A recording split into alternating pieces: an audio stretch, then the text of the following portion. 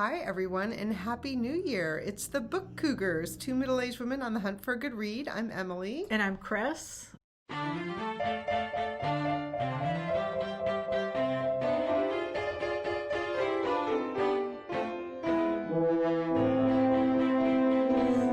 Happy New Year. We are together again. We were recording apart for a while because I had the plague. You were not all that great either. Yeah. We're both healthy and happy again to be here side by side at Book Cougars headquarters. So we hope you are healthy and happy and into some really good books already this year. yeah, we thought since it's the start of a new year, we would talk about what we're currently reading and then also share with you a stack of books that are coming out this year that we're really excited about. Yeah, beginning of the year. Yes. Yeah. I can say I finished my first ghost story already. I just finished The Militia House by John Milas, I think is how you pronounce his name. This is one I picked up at Bank Square Books bookstore in Mystic, Connecticut in the fall. Sometime we were there at their new location and it caught my eye. Super creepy war story. It's told by a corporal who is a Marine in logistics in Afghanistan and a haunted barracks. I can say I like the first part of it more.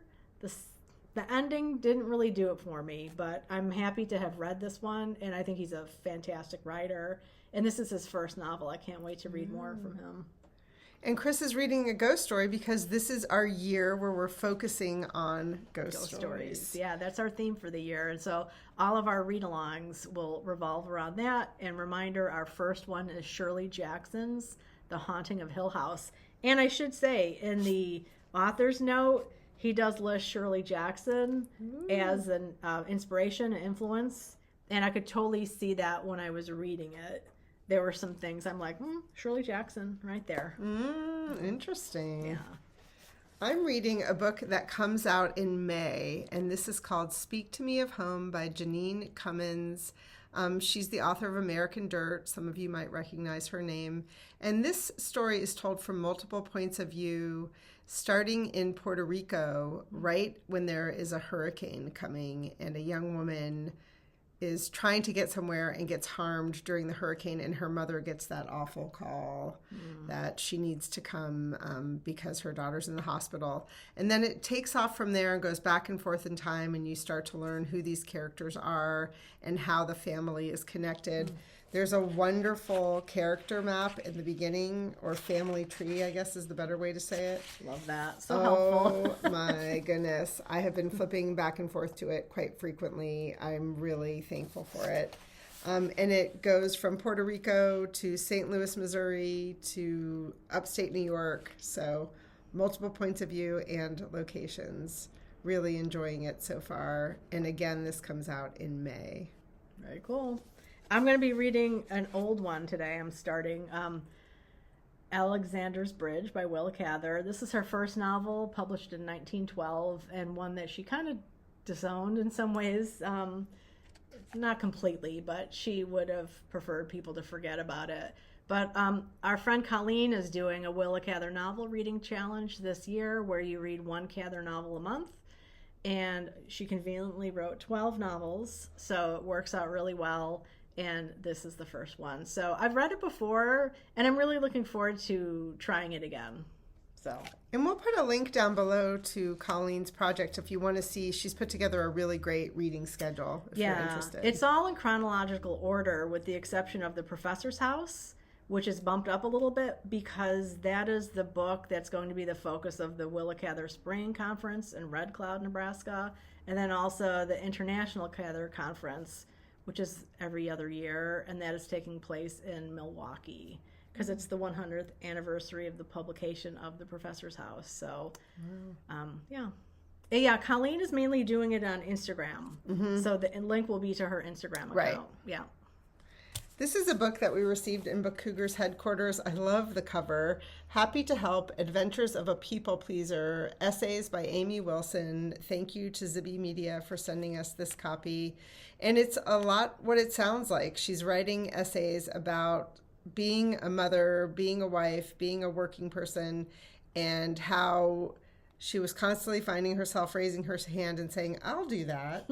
And then reached a point in her life where she realized when she stopped saying she'd do it, other people didn't necessarily say they would do it.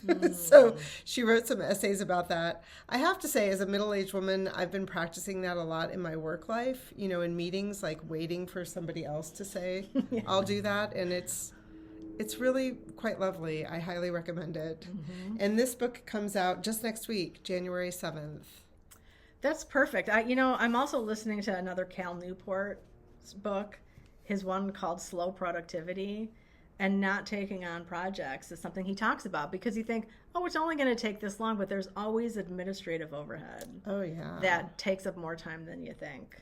I mean, I think I used to do it more when I was younger because I was interested in learning. Sure. And now I just know everything, so I don't need to. You need more reading time. Exactly. Yes, yeah. So we're super excited with this one. Thank you to Berkeley for sending this to us. Murder in the Dressing Room. This is by Holly Stars, who is a drag queen. She has a show. I'm not familiar with it because it was in the UK. So I'm going to read on the back here. Her first novel was Death Drop. This is the sophomore novel coming out. But she had a play that ran in the West End and UK, and it had an Ireland tour. And then also her own TV series, which I wasn't aware of. Holly Stars, Inspirational, Outflix and Out TV, which I don't know that we get here. So this is a UK talent coming to the U.S. shores, and I really look forward to this. Very good. And we will put, links to these books down below and also their pub dates so you will know. This is one I'm also really excited about, The Heart of Winter by Jonathan Evison. He's an author that I really admire and enjoy. And this is about a long marriage, 70-year marriage of a couple living on Bainbridge Island, which is actually where Jonathan Evison lives. It's a beautiful island off of the coast of Washington State. And I think maybe the wife becomes ill. I'm not exactly sure.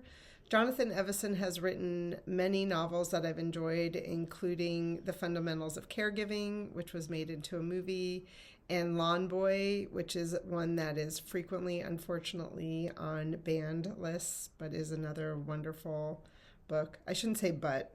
Most of the books on the ban lists are wonderful. They're fucking awesome. Yeah, they just get banned. And this book comes out on January 7th, just next week. Nice. Really excited to get into this. Another January release that we're both excited about is The Many Lives of Anne Frank by Ruth Franklin. We really enjoy Ruth Franklin's writing. She wrote a biography on Shirley Jackson that's going to be kind of a supplementary book for us this year. But this is a biography of not only Anne Frank, but of her diary. And it's experimental in part and also really kind of humanizes Anne. And I'm really looking forward to it. Yeah, January 27th. So keep an eye out for this one. And thank you to Yale University Press just down the street that sent us a copy of this. Thank you all. Work in Progress by Kate McKenzie. This was the book, our sponsor for our December newsletter. Thank you to Avon for that. And this one is a really fun conceit. It's about a young woman that goes on a bus tour where she's kind of hoping to get away from life. And I think it's an environmental bus tour, right? She's supposed to be going birding or something like that. I'm sorry, no. She's going to UK for a 3-week all-female literary bus tour. What could possibly go wrong? And it ends up being a bus filled with octogenarians and the bus driver, who happens to be, it looks like, a debonair man in a kilt. Yeah. So, sounds like a lot of fun. And this one comes out also in January. From Avon. Yeah. Awesome. I love Scottish stuff. One of my favorite new rom-coms is the one with Brooke Shields. That's set in, I think it's called A Castle for Christmas. Ooh. Yeah, really wonderful. She has a book coming out. Did you know that? Brooke Shields? Yeah. Oh, I really like her. I'll have to scope that out. Is it like a memoir or?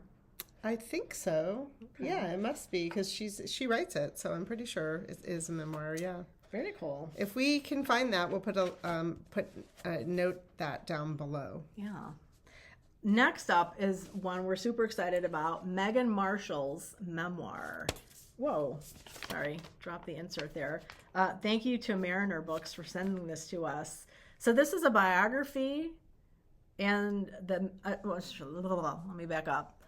Afterlives on biography and the mysteries of the human heart. So Megan has written fantastic biographies. She won a Pulitzer for her biography of Margaret Fuller.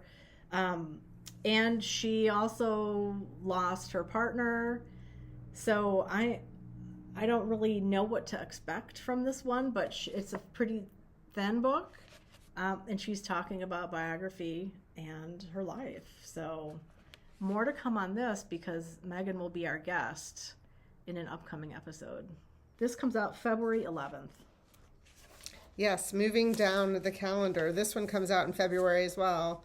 Waking up in a 300-year-old Italian farmhouse. Oh, I guess it's Pinch Me. Waking up in a 300-year-old farmhouse.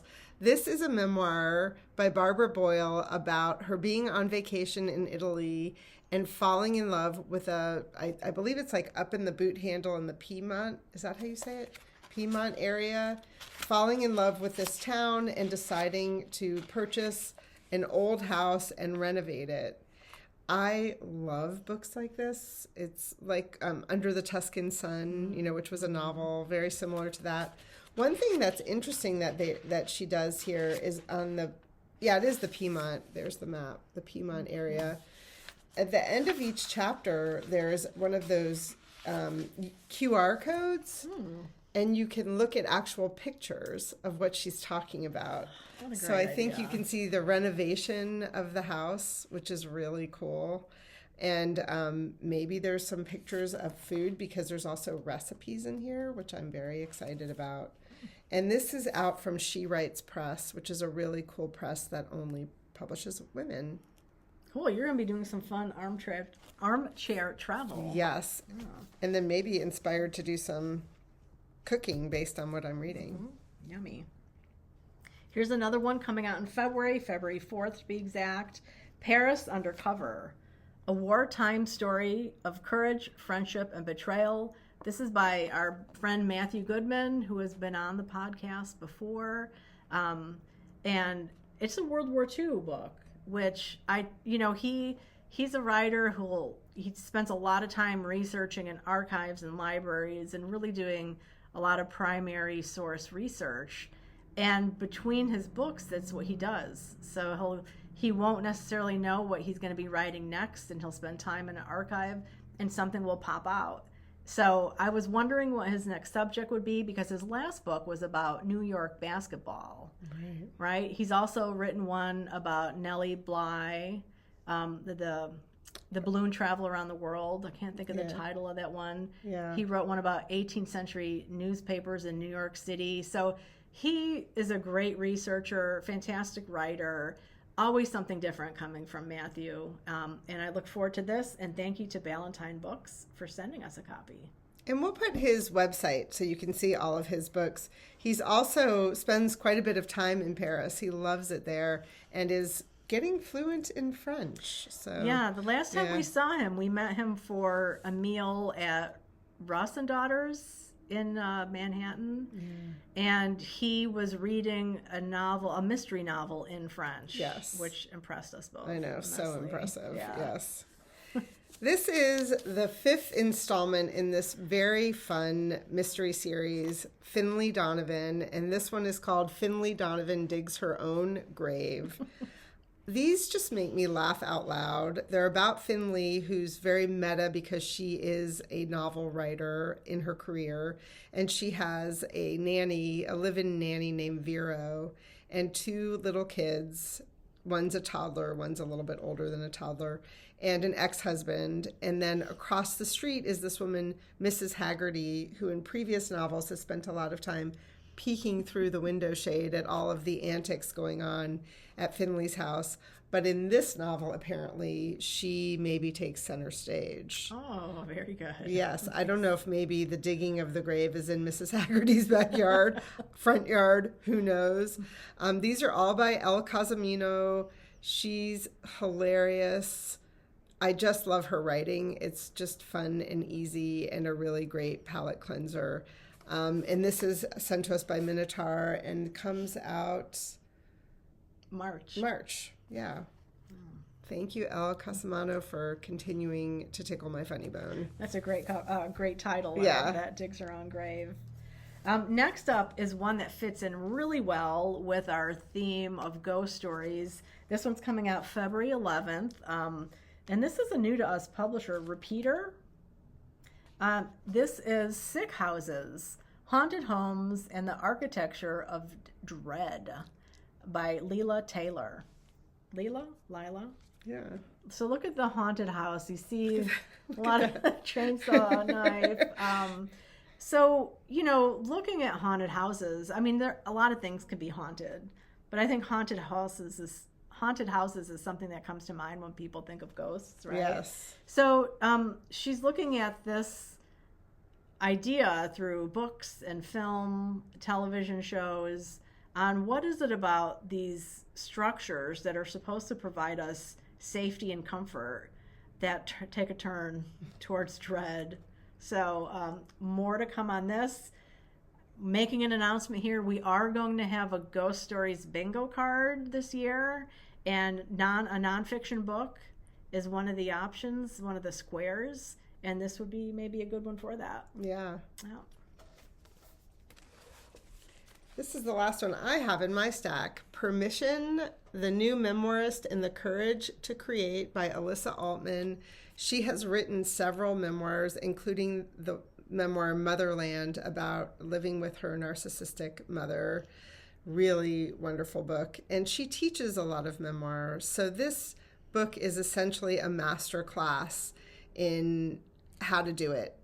And she tells the story at the very beginning about, in one of her last memoirs, I don't believe it was Motherland, I think it was one of her earlier ones, she told a story that was everyday news to her, which was about her father's mother abandoning her father and her aunt when they were very young for a short period of time in their life, and how it was very formative for her father, and he talked about it quite often. When she wrote about it in the memoir, there was a certain subset of her family that didn't think it was everyday news to spread, in a book published to the public, and disavowed her from the family. So she starts by writing about that, and then also how when you're going to write memoir, there are going to be some things that you write about that people aren't going to like, and that this book is about giving yourself permission to do so. And this comes out on March 11th. Thank you to Go9 for sending us an early copy. Nice. And I know that she also is narrating the audiobook. So if you're an audiobook listener, wait for that and you'll get to hear the author read it herself. All right. Well, the last one I'm going to talk about today is one I've mentioned before. It's coming out February 18th.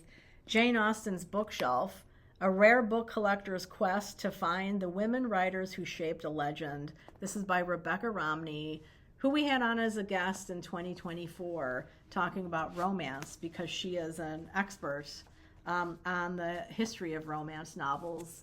She put together a fantastic collection that is now housed at a college.